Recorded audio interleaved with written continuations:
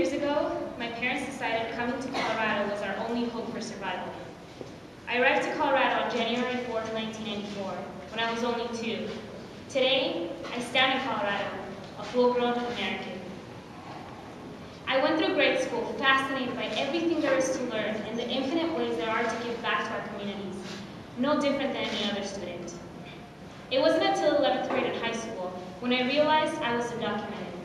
When I realized my applications to college and scholarships were getting rebooted with the Social Security slot highlighted saying required, and I had nothing to fill it out with. The time I was most ready to prepare myself and give back to the nation that saw me grow was the time I realized I wasn't going to be able to. I was a part of the IB program, full honors classes, in student government, school and church plays, and was a founding member of La Raza Alliance in Brown High School. Graduated top 8 of my class with honors, over 180 hours of volunteer work, and many certificates from leadership programs. Accepted to 5 universities, all of which were charging me out-of-state tuition and slim to none scholarship opportunities. I have a Colorado school diplomas and full intentions to give back, but that wasn't enough. I have no idea where I still find the drive to keep myself motivated. I think it's simply because the cause I'm fighting for is too valuable. I've met incredibly talented people who are denied the opportunity to succeed simply because they don't have a social security number. I don't know about you, but Colorado should keep us rather than push us away into competing states. After doing so much activism, I've come to realize that if it doesn't make it on the news, it's like it never happened at all. And the work these people have been doing to improve our communities cannot go unseen. That is why I've decided to study broadcast journalism, to document, educate, and shed light in the darkest corners that need it the most. I'm currently studying at Metro with a 3.75 GPA, but the cost of college is prohibitive, and for most of us, it's going to take much longer to graduate than it should. We want to give back. We want to contribute to Colorado's economy, but without education, we simply can't. That is why Colorado Asset is so important, because we cannot afford to lose thousands of talented individuals in today's economy and tomorrow's possibility to grow. It is my pleasure to introduce you to the sponsor of Senate Bill 126, Senator Mike Johnston.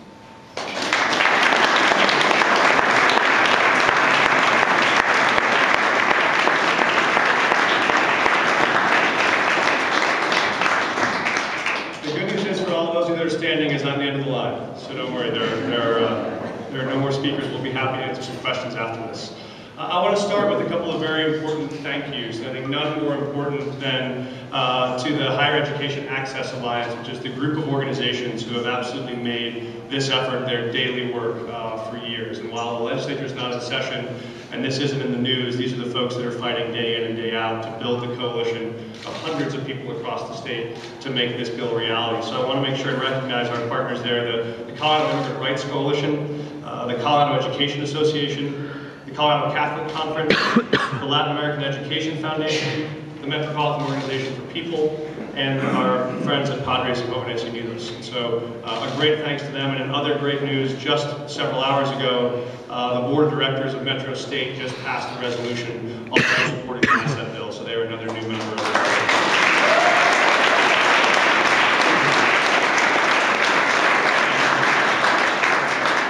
Like Senator Giron, this is a deeply personal issue for me. I was in principal of the high school for 6 years, and every one of those years I would take a cap and a gown and put it on a young person and hand them a diploma when they walked across the stage. And every one of those years there were students that came and took their diploma and gave me the hug, and we both pulled back. We looked at each other and both knew that the college they'd been accepted to and the diploma I had just handed them were hollow promises. Because in fact there wasn't going to be a real opportunity for them to go to college. But I don't want to talk about that issue today. We'll save that for another day. This is also for me a deeply moral issue.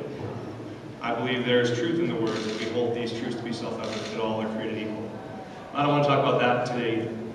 I want to talk about something else, which is, in this building we talk all the time about what it's going to take for Colorado to be competitive with the other 49 states in this country.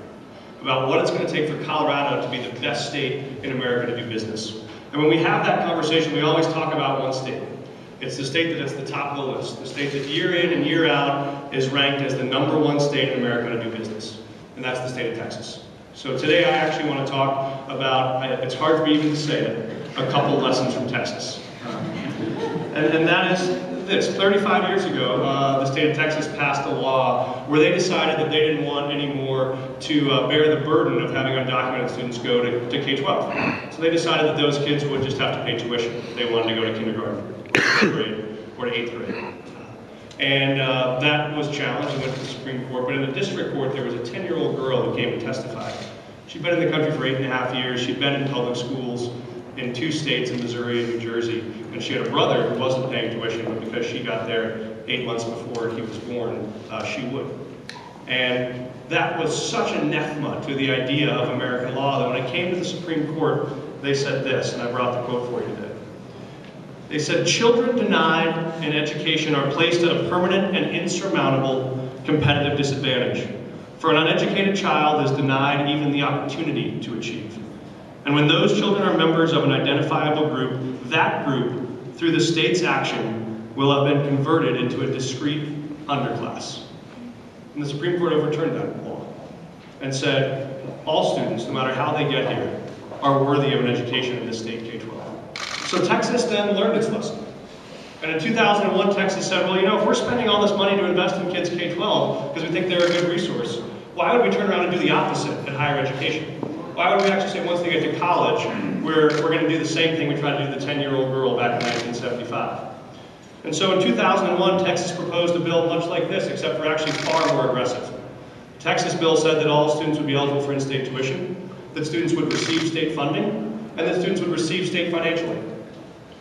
That bill passed out of the Texas House of Representatives 142 to 1, with 66 Republican votes. It passed out of the Texas Senate 27 to 3 out of the Republican-controlled Senate in the state of Texas. And then it went to the desk of a guy named Governor Rick Perry, who you've probably heard of as a Republican icon, a conservative icon. And this is a guy who wanted to end all Medicaid funding in the state of Texas. This is a guy who threatened to have Texas secede from the United States. This is a guy who actually wanted to eliminate not just African American history, but ESL programs and SPED programs and art, and actually he doesn't even think science is that valuable. And here's what Rick Perry said when he signed that bill into law. This is his quote. "Higher education should be open to all, not just an elite few. That growing and changing population includes children of undocumented workers, young boys and girls that we serve in our public schools because it is the right thing to do. I believe it is time they get the same treatment in our colleges and universities.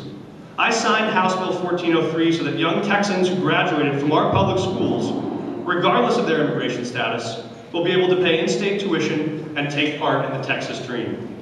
We want bright new Texans to stay here and contribute great things to our future. We also want to ensure Texans of all backgrounds participate in graduate and professional degree programs. That is good public policy, and it will make a difference for Texans from all walks of life." That's the same conclusion that Republican governors in the state of New York and the state of Utah came to when they signed this bill. It's the same conclusion that Republican majorities in Kansas came to when they passed this bill. Why? Because in 2009, the state of Texas saw $29 million of increased revenue into their higher ed system as a result of this change. Why? Because they saw 9,000 more college graduates out of the state of Texas as a result of this change. So it was simple. This is not a partisan issue. This is not a federal issue. This is a fiscal issue. Do we want to make sure that we keep Colorado competitive and that we help us become the state that we hope this to be?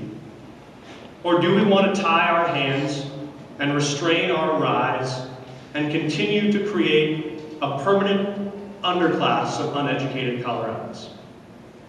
There is a rare moment in this building where we have the chance to both show Colorado's greatness and Colorado's goodness at the same time. The Colorado Asset Bill offers us this rare opportunity. And I think for the sake of the state that we love and the legacy that we leave, we have a duty right now to rise to that moment. So So I hope you join us in making sure this bill becomes a law. Thanks for being here.